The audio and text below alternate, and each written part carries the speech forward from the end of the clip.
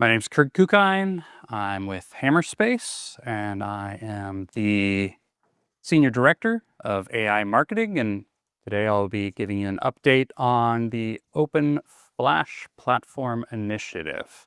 So here we are, Hammerspace, a software company, but we're at AI Infrastructure Day. So it wouldn't be AI Infrastructure Day without a little hands-on show and tell. So I brought with me our prototype iteration of the Open Flash Platform reference design. I'll pass this around for folks in the room while I'm chatting about it. You'd be aware it is a prototype, so there's a few things sticking out, but fairly robust. So a quick update on Hey Kurt, how much flash is this? what we're doing. So this is our initial U.2 concept. And so each flash drive, I think, is currently, I can read off the top what size those are. 7.6 TB. Yeah, so these are smaller drives, but you know, we can go to the largest U.2 form factor right now, and there's 8 of them in there. And so what is the Open Flash platform, right? It's an initiative that the collection of vendors that are striving to really drive down the complexity within storage, as well as, the cost. And cost is, a multi-variable factor. And we think open standards and commodity-based hardware will really get us there, but it is going to take some design iterations. And our goals, right, are essentially to be able to achieve 1 exabyte in a rack from this open architecture. Now we know deployment-wise, customers are not necessarily going to deploy an exabyte rack.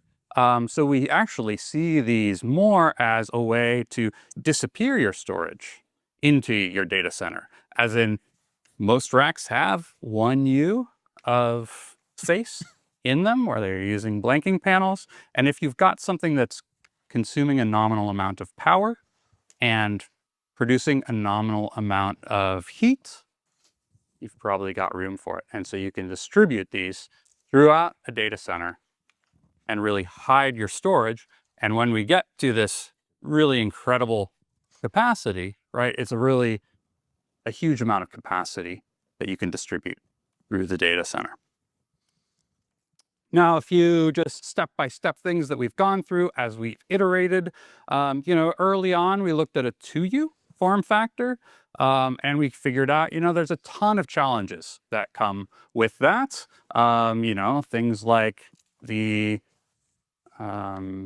chassis itself starts deforming with weight.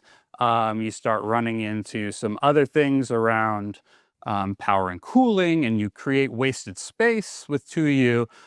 So we also wanted to increase the granularity of the system, right? And so we hit on this 1U form factor, and essentially, right, 5 of those fit into a standard rack space. Took a ton of, right, temperature analysis to be able to make sure we can run all of these components in this really, really tight space. And that's what we're striving to get to, is continue to increase the density of the system, right? We're running pressure analysis through these things. We're looking at the flow speed. I mean, it's taking iteration after iteration for us to really be able to achieve the density that we're looking for. And as I mentioned when I first started passing this around, this is our initial, right, reference design. And we're currently working out all of the prototyping work that goes with that. And one of the big breakthroughs that we made was in selecting the right chip to be able to run this thing, right?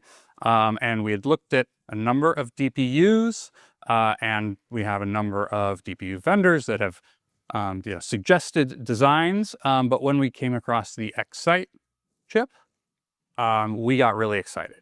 Now, I think it's pretty amazing. They take an approach that is, actually from the compute side. Let's put as much compute into the system as possible within an envelope, as opposed to, hey, we have this NIC and let's add a little bit of feature set on it. So what we get is essentially a computing chip that maybe 3 to 5 years ago was what you got from an x86 server, but in this really amazing power efficient package, and it lets us run, Linux on it and be able to serve storage as powerful as a storage server within this really tight design. So Ted, I wanted to invite you up just really quick to talk about the X-Site E1 chip.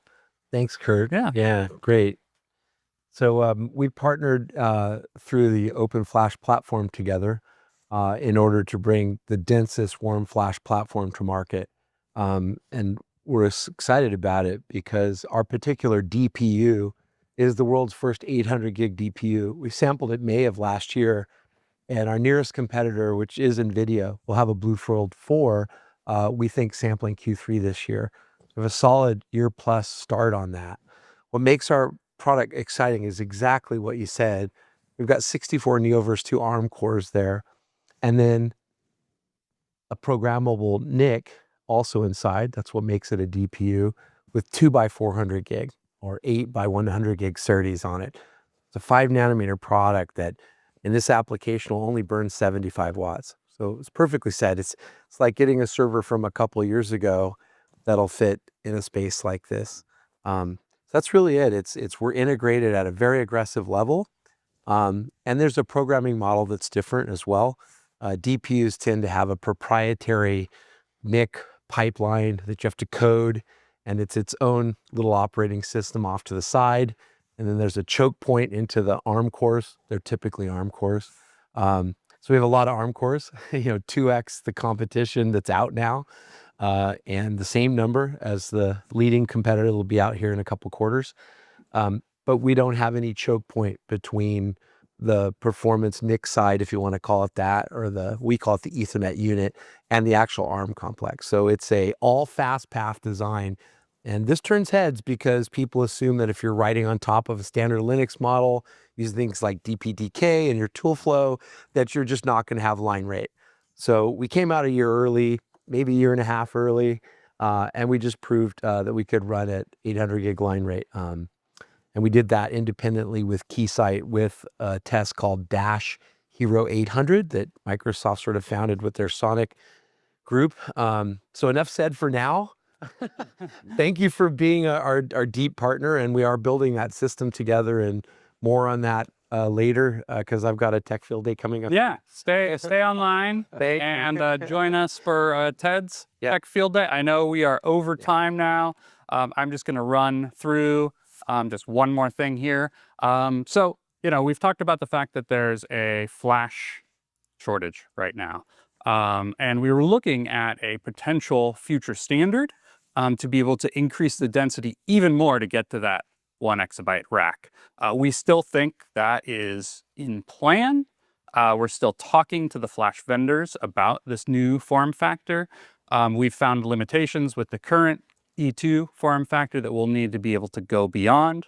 And those discussions are really progressing.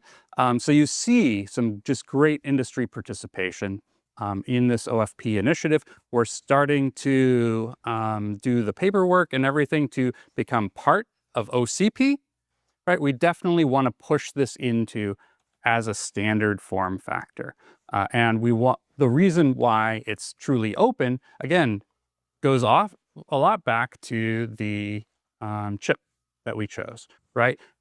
It's not just for necessarily the shared storage vendors to use, right? It really is a fully powered server that's incredibly efficient. So yes, scalable file storage for all these large file systems, but we're talking to other customers about the use case for block storage and these hyperscalers who have all sorts of different flash devices in their data center, in their servers all over the place, right? Would love a homogeneous boot device that would be able to support every server within a rack. So essentially, we've got top of rack switching. Well, now we have top of rack storage. And you would be able to boot off this single type of system, use that as your boot drives for all the servers in the rack, and eliminate a lot of qualification time, eliminate a lot of this problems with heterogeneous devices spread throughout the data center. You can choose one type, qualify that, and now every server can potentially boot off of that single design. Here's the timeline. We are currently in prototyping and entering validation. We've got 2 early access customers that we're looking to ship to this quarter. We're super excited to get their feedback and then iterate on this design. And we're still shooting for general availability of this in the second half of the year. And as always, we are also continuing to recruit other folks into this initiative, including other storage vendors. We really want to drive this as an industry standard, so that it's adoptable by everyone, and that everyone can benefit from this efficiency and flash capacity. So thanks for your time.